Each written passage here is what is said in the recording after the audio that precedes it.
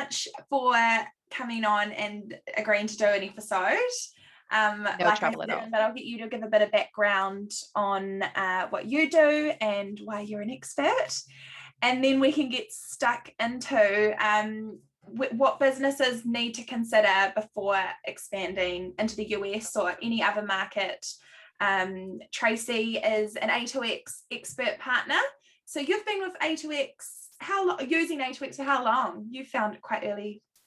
Yeah, so probably been using A2X for the last, say, 4 to 5 years. But since you guys brought out the Shopify solution, much more of an intense relationship, since most of our clients here in Australia tend to be Shopify users more so than Amazon users, at least at the moment.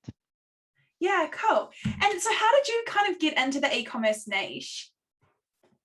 Great As question. yeah. So around the same time, 4 to 5 years ago, there was a real movement amongst accountants where we were being encouraged to consider niching or specializing as a way of really cutting through a lot of the complexity that our world throws our way around different general ledger platforms and add-on solutions that work with Xero. And I was really considering that piece, and it just seemed to me time and time again that the most enjoyment I took was from working with clients in the e-commerce space. And digging into that a little deeper, I concluded that it was mostly about the fact that I'm a really big technology user, and I love data, and I love how data interfaces between systems. And owners of e-commerce, I'm generalizing of course, but often tend to be a little bit younger, a little bit more pro technology, and they're happy to dispense with the niceties of conversation and really just go straight into the nitty gritty of how things are going to work. And that just really resonated with me. So I kind of found my tribe with the e-commerce owners and business people. Cool. And so how long have you been an accountant for? Oh, over 20 years. So I'm in Yeah. my mid to late 40s now. So I qualified in my 20s. Yeah. So a long time. Originally a Canadian chartered accountant and did my exams there. Moved to Australia a bit over 20 years ago and became an Australian chartered accountant at that time. Oh, wow. Cool. So the e-commerce space is lucky to have you, someone that actually embraces technology, wants to find best practice. And so, yeah, so thank you again for coming on. And yeah, today we are going to talk about expanding and when is the right time to consider expanding internationally as an e-commerce business? I'm sure you've dealt with many different situations, but what would you kind of say is like the right time? When do you find most clients start to kind of consider expanding overseas? So by way of background, I guess just to paint the picture, we Yeah. only at Bean Ninjas work with 7-figure e-com businesses, or at least that's our preference for onboarding new e-com clients now. So just I wanted to just put that out there. If Yeah. you're a brand new e-com, I'm sure there'll be lots of interesting information to take, but please do consider that most of our clients have been operating probably for at least 12 months, although as you probably know in ecom, you can go to 0 and to 7 figures in a month if you've got the right idea and the right product. In terms of when we see our clients considering international expansion, it tends to be maybe one of 3 reasons. The first is they've really run out of ideas about how to promote their product within. I'll pick on Australia because that's where I'm speaking to you, but obviously this could be any country that you're operating in. So they've really moved through all of the obvious ways to find an audience, to sell their product. And often it can be linear around pay per click as well. So a lot of our clients find there's an immediate payback in pay per click. So you spend $1 and you will generate, say, $3 in sales. And they develop these analytics over a number of months or years analyzing the space. But obviously, like anything, there's going to be a saturation point there where that payback doesn't then become linear. It starts to, ebb and flow. And so they've reached a conclusion that maybe the market is saturated for terms of selling it in their own country. Uh, Other reasons we see our clients look to other countries is they're looking to establish a brand name, or they've got a product that's so unique and so niched, if they don't move into other markets, others will copy their product. So they really want to get out there first and have that immediate impact. And even though they haven't really exploited their own market first, they want to take more of a scattered approach. and go into other countries. And then I think probably the third reason we see, and this is obviously specific to your own e-com business, is what sort of product are you selling and does it lend itself easily to scalability? And what I mean by that is if you're drop shipping from China and you've got a 3PL in England, that's a really great setup for expanding internationally because you're really just connecting point A with point B. But if you're an Etsy provider and you're preparing an etched signature on a pen, that's probably not a product that's going to lend itself really well to overseas expansion or not at the scale you might hope to Yeah. achieve.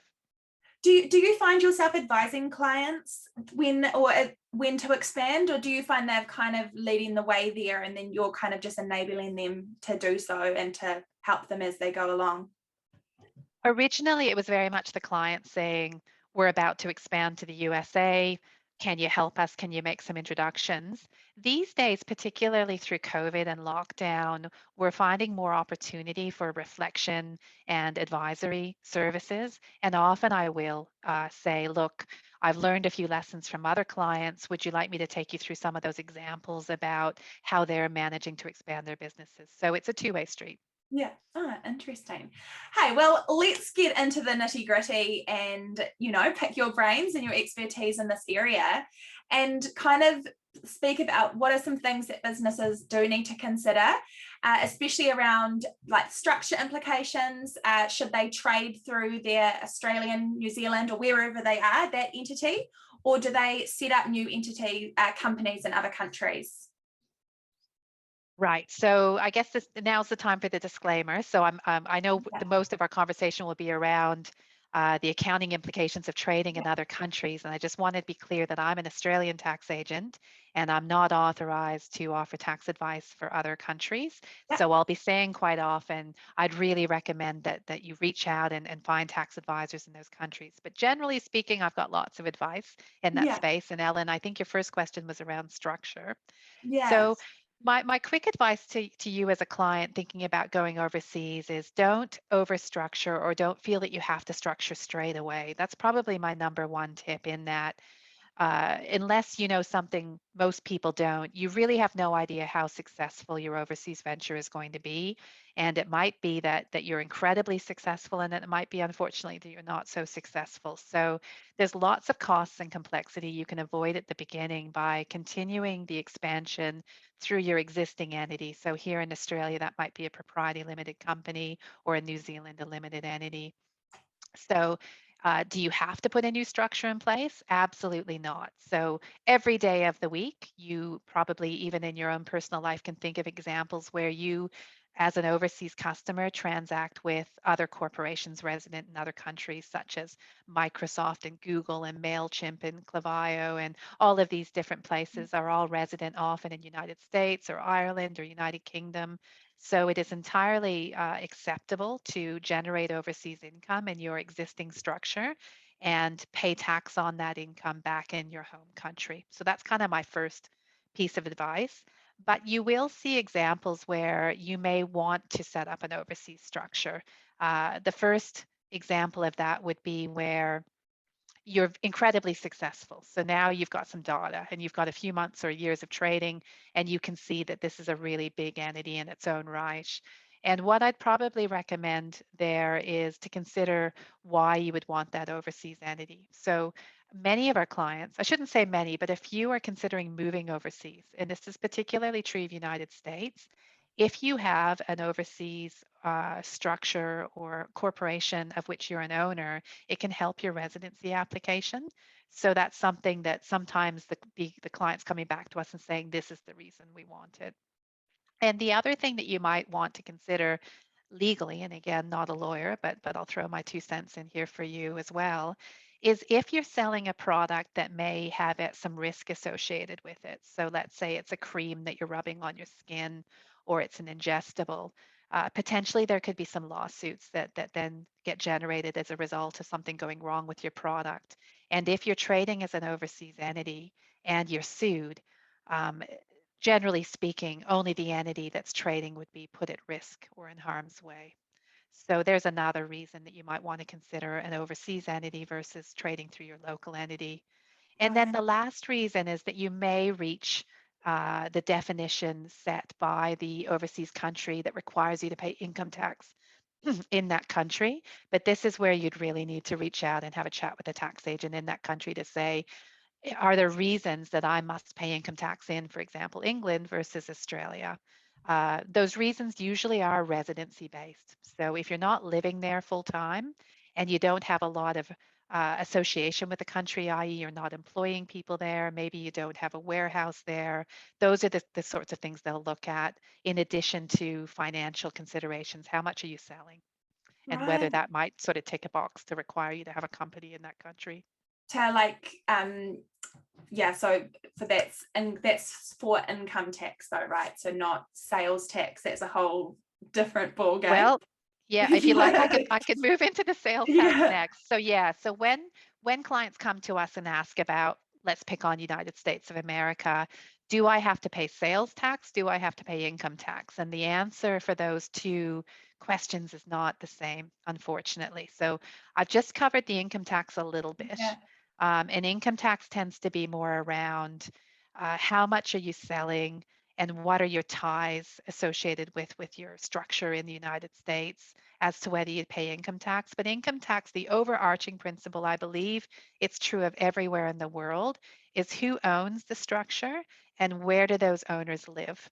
Yeah. And in Canada, we used to call this the sojourner's rule. I'm not sure if there's acronyms in other countries, but it looks at where you spend more than 157 days a year.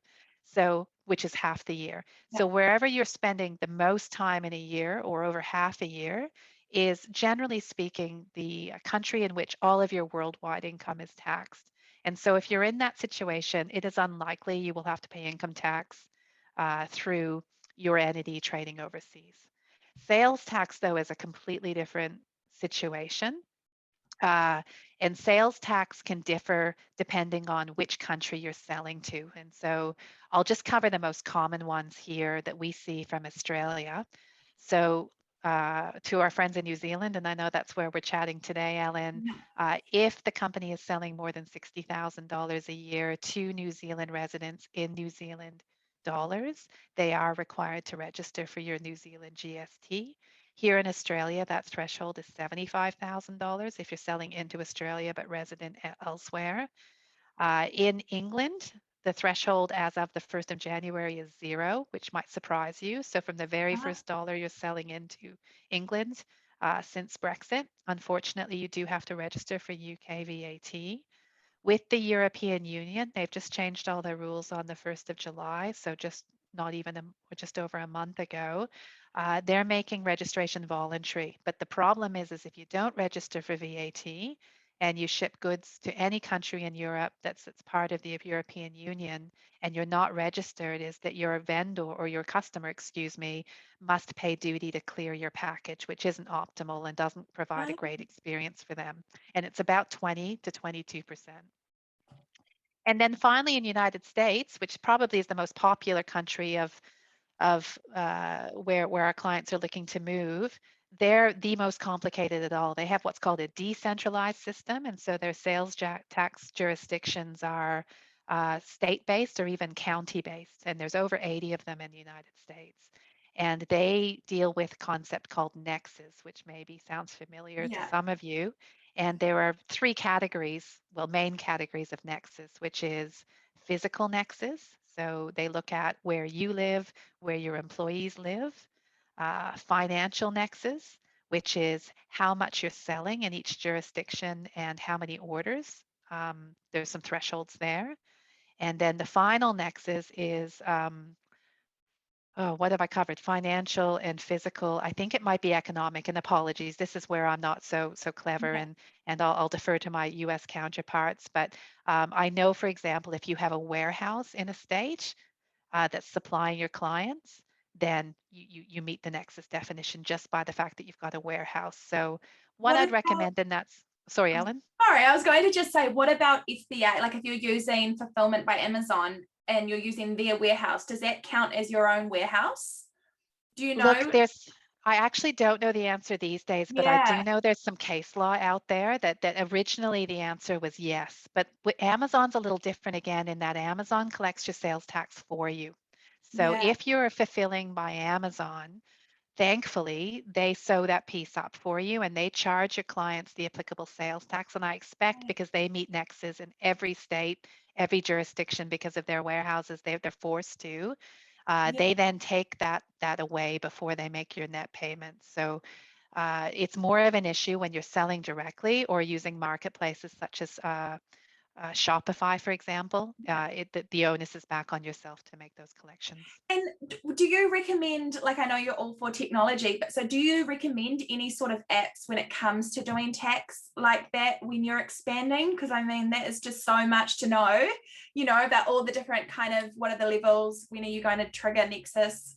Is that, So yeah, our philosophy here at Bean Ninjas is really straightforward, and I think probably other firms are following a similar methodology in that we have an office in the United States and one in United Kingdom right now.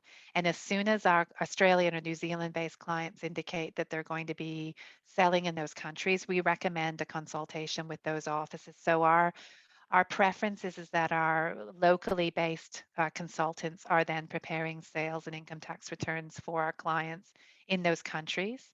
yeah, But you asked specifically about software. Again, depends on the country. So in the United States, I believe one of the most popular products is called TaxJar. And that's an overlay, for example, on Zero or your shopping carts, which will then report back to you as to your obligations based on your registrations. And over in Europe, since this new introduction of what's called the IOSS, which stands for International One-Stop Shop. There's a product called Avalara, but there's many. I'm not really recommending yeah, or endorsing anything specifically. yeah. And again, they'll take a free consult with you and have a chat with you about your preferences, and then put in their software to partner with your shopping carts. Yeah, cool. Hey, thank you. It's so interesting. And like, I mean, we could spend all day talking about tax, right? But these are things that you do need to consider when you do want to expand into another country. More sales, more Yes. tax. So much fun. Um, but like, let's also kind of dial it back and kind of talk about what are some other things that merchants need to consider when they are going to go overseas, and how do you access the cheapest merchant fees on offer for the country you're exporting to? Yeah, that's a great question, Ellen, and it's one we see frequently. So maybe just to paint the picture for you originally, and obviously myself being based Yeah, in Australia, I'll sort of speak from this country. If you are Australian based and own an e-commerce company and you don't have any ties elsewhere worldwide, when you then set up, say, a Shopify file for a second country, or even if you use your existing Shopify file to service the other country, Shopify does two, and sorry, I'll focus on Shopify, but this analogy is very similar for PayPal and I believe other payment gateways as well. They do two things that are incremental costs for you. The first is they still charge you the fees on offer in Australia, for example, even though you're selling only the United Kingdom. And I haven't done the comparison with UK, but I have done with the United States. And the merchant fees on offer for residents of the United States via Shopify are much cheaper, up to 1% cheaper than they are here in Australia. The second thing that they do, again, even if you configure your Shopify file to a base currency of US dollars and you're only selling to American residents, but you're setting yourself up as an Australian located person with an Australian ABN, you get charged what's called a currency conversion fee by Shopify. They will only pay out to you in your own currency. You can't then elect to be paid in US dollars because you're collecting in US. So you collect in US, that's your preference, and you can pick any currency you like on that side, but they will only pay out to you in Australian, and they charge you upwards of 2% for the privilege. So there can be a 3% margin difference between setting yourself up as, I guess, a native American versus setting yourself up as a native Australian. Is there any way around it? Probably is the next obvious question. Unfortunately, the only way that we have understood it's possible to set yourself up with, say, a US Shopify file or a UK Shopify file is to set up a structure in that country, first of all, then right. apply for the applicable tax identification numbers. You also need a bank account that's a bona fide bank account in that country that's linked to a social security number for a US. I don't know what the English equivalent Yeah. is. So the quick answer is it's very, very difficult unless you've got residency ties to those countries to accomplish those requirements. Oh, wow. Yeah, gosh, there's so much to consider. And I guess that kind of goes back to that structure of, yeah, whether or not you do set up overseas or Yeah, continue no, you're trading. right. Pros and Yeah, cons. So there's another pro for yeah, considering a structure overseas. Keep in yeah, mind, though, that doesn't then buy you that social security number in the United States. But I've got many clients in this space trying to think about not necessarily illegal ways to solve the problem, but creative ways, let's call them. yeah, And yes, you need a bank account over there, but it's not just a bank account. So, for example, you might know here in Australia and New Zealand, we have products like Air Wallets, which are like virtual banks, yeah, which will allow you to open a US bank account. Those bank accounts so far have not met the strict requirements by Shopify as being qualified bank accounts, although I oh, know Air Wallets is working on this issue as we speak. Over in the States, they've got something called Mercury Bank, which is a very popular solution, very similar to Air Wallets here. Um, so it's a many layered piece. You need like the EIN in America, you need the social security number, you need the permanent address, you need a phone number, and I believe even a fax number. So there's lots of pieces you have to sort. yeah, I can imagine. Do you know, I remember once when I moved to the UK, and I do actually have a British passport as well. And I remember like, yeah, first of all, you have to book a meeting to get the meeting, and then you have to like, you need like an address, but then you need a bank, but then you're like, which comes first? It's like chicken or the egg, and you're trying to get it all sorted to like, to get what you need to kind of go and see a doctor or something. Anyway, I'm going off It's on a so tangent, but true. But yeah, if you think if the difference is 3%, and I believe for yes, many of our clients it is, and you're selling $1 million, which is a big number, but in e-com, it's a number that you see frequently. $30,000 US is probably a pretty big reason to think seriously about solving that problem. And yeah, depending on the product you're selling, it can mean the difference between profitability and losing money because margins can be so skinny in high volume environments. So 3% is a significant issue to resolve. yeah, yeah, no, totally. When you kind of, again, this is kind of, I know we're talking kind of Shopify, and again, kind of different structures. What would your recommendation be when it comes to like, okay, do I have one Shopify store or do I set up multiple Shopify stores? How do you like, what do you see most with your clients? We see a mixture of both, but I guess if I had to pick the more popular option, it tends to be many to many. So many Shopify files to many websites. And the reason we're seeing that, I think, I'm no expert on this Yeah, side, but we're in this unique position, I guess, of sitting sort of watching many different operations is Shopify, as you may know, has a bunch of subscription levels. So there's basic, there's the main Shopify, there's advanced, and then there's a product called Shopify Plus. And they all, I think the basic maybe is $29 a month, and Shopify Plus can be upwards of $2,000 a month. So a yeah, huge difference between those subscription levels.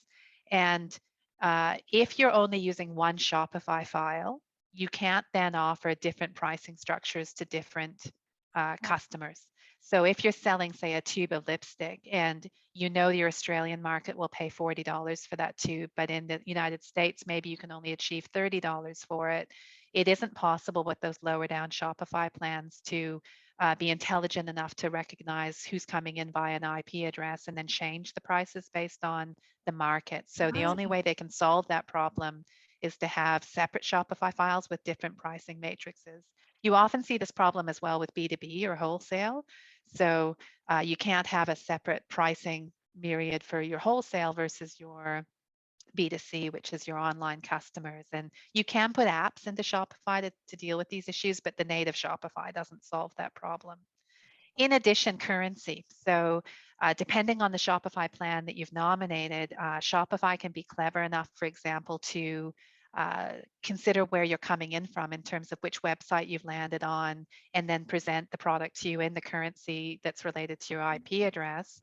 But it rounds for you and it makes decisions like you can put in a set FX rate, or you can put in like a link to another live foreign currency data matrix. But again, our clients often like to control those experiences. So what you often see is a landing page for Australia hooked to an Australian Shopify, a landing page for UK hooked to a UK Shopify. I guess the biggest disadvantage is then you've got, say, a number of environments to host, and then you've got many layered costs, all of those various Shopify subscriptions as well. So I've written an article about that you can find through our Bean Ninjas, and I can send Ellen you some links, but it's not obvious which way to head, but it can be really painful to change it later. So it's an important consideration to make before you design your architecture. Yeah, do you find that businesses kind of start out on one Shopify store and then think, actually, maybe now is the time to add more? Or do you think it is something that they kind of consider from the get-go? I find normally they start with the one store Yeah. and then get their comfort zone and their experience with that store. And then when they expand, almost always it seems that they go to then a second Shopify and a third Yeah. Shopify store. Oh, cool. Yeah, that's really good to know. I guess in particular for these kind of videos, I do like want to talk about those in between kind of stages, right? Like not just you Yeah, sure. starting and then you're kind of ready to sell, what's happening all in between the middle, and when do you make these decisions? But that's really good. That's a great call, of course. Get yourself comfortable with that one Shopify store. And then when you are considering expanding, kind of having to think about whether opening up another storefront is kind of the right decision. Yeah. Yeah, cool. Awesome. Well, how about when it comes to, so say you kind of in another country and you're expanding, you've obviously got to work out your shipping and who's going to handle all your logistics, how you're going to get your product there. What do you see as most common? Do you see that people are hiring a third party, or are they doing it themselves, hiring people on the ground over in that country? What things should people be considering there? Look, that's probably one of the biggest things to figure out, and it can Yeah, be the most challenging piece as well about shipping internationally. And I guess again, there's going to be no one size fits all because it depends on the product you're selling. But the sweet spot in my view is that you're bringing product in from China, which I'd say the vast majority of our clients are in that situation, and you're able then to arrange a shipment from, say, China to, say, a third party warehouse in the source country. Now, where this gets challenging is you need to be trading in a volume that's very large to make it cost efficient. And this is where owners of e-commerce businesses get a little nervous, particularly if you're in your early stages, because when you're talking about a shipping container and you're selling pens, that is probably millions of units that you're prepared to invest in. Whereas I guess if your product's bigger, maybe there's a little less of a risk. But if you only then want to send a proportion of a shipping container, it's cost prohibitive often then to freight that into the source country. So to answer your question, Ellen, there's really no one size fits all, but do be prepared for, I guess, a couple of new variables that are in the piece. The first is that you may be used to, for example, ordering from Alibaba into Australia in shipments of less than $1,000. Often our clients do that to avoid paying GST when they clear the goods, and I'm sure it's the same in New Zealand for yourselves. And maybe that person has like a little shed in their backyard. This is quite common, yeah, where they're unpacking the product into and they're just bringing in those sub $1,000 shipments into their shed. They then discover they're onto a cracker of an idea. Maybe they're selling something that's really unique and different and they have no competition, and they see an opportunity in England to do the same thing. But the variables have changed in that now there's no shed in the backyard, right? Because they yeah, don't have a partner over there.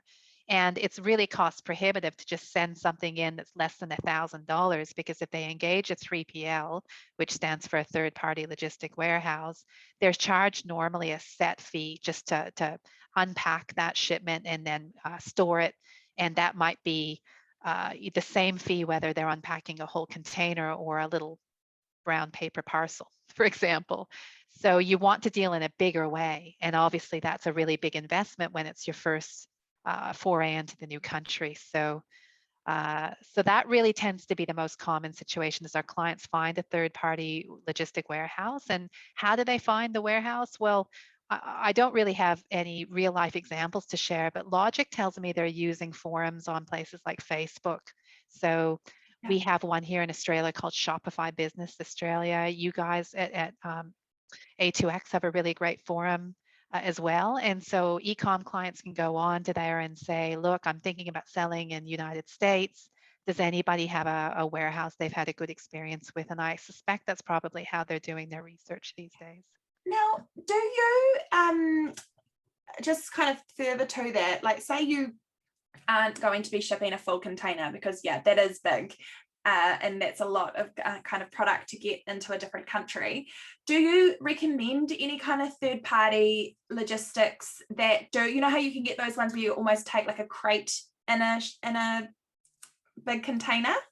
Do you use any of those, or do they usually kind of either go for it all, or like how does that work? Oh, I didn't really sort of cover some of the other options, but there are Yeah, other options in terms of you yeah, can still ship it here, say to Australia or to New Zealand, and then ship from Australia in brown paper parcels to England, for example. yeah, Now, there's two big issues with that approach that I see, and I'll pick on England for yeah. purposes of this example. The first is the time. And for those of you that are moving, I guess, into wave 2 or 3 of your ecom business, you're probably thinking a lot now about psychology, because this is sort of where the big e-commerce conferences are taking you, and they ask you questions like, if you need a bottle of wine, would you order that on the internet if I told you it would take 3 days to arrive? Or would you just drive to your local bottle shop and buy it? And probably most would say Yeah. I'd drive.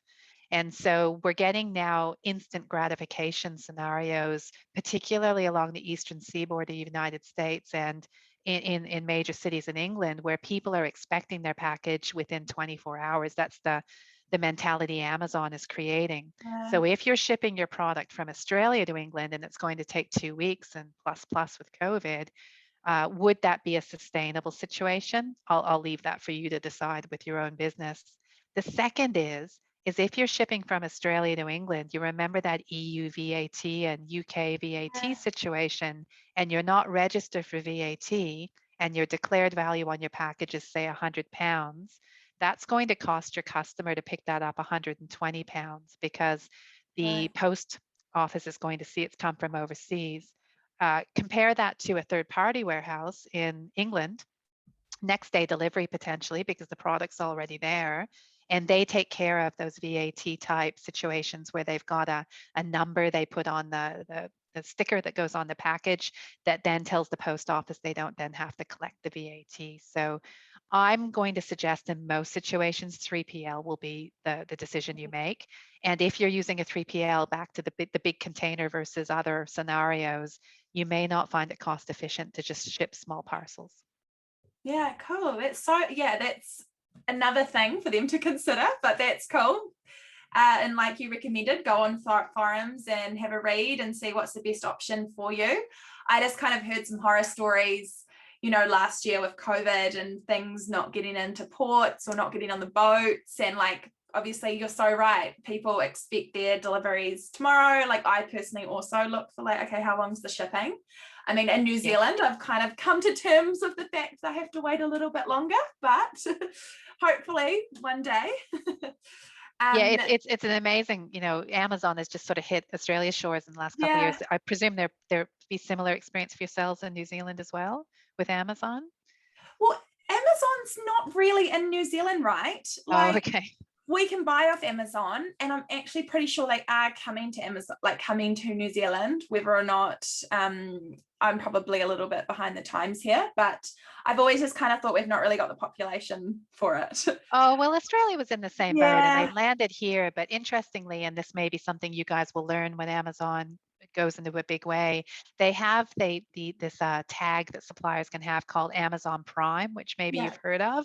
I know at A2X, you guys yeah, are all over Amazon anyway. And Amazon Prime often denotes it's an FBA supplier, which stands for Freight by Amazon, i.e., that product is held in Amazon warehouses. And there's a way, as you probably know, that you can filter to just look at prime suppliers. yeah, I find the psychology is so interesting in that if you pick someone that's prime, you'll probably have that delivery within 24 hours. And that plays in, I think, to you don't Yeah. even want to look at your choices without Prime. But back Yeah. to the overseas and these e-coms that are Yeah. considering, you know, and that's obviously another way you can go internationally that we really didn't cover in depth, but just Yeah. picking a vendor like Amazon, obviously huge uh, erosion to your margin because of Yeah. the commissions they're charging, but making the most amazing experience for the customer is playing up there in the top three, I think, considerations.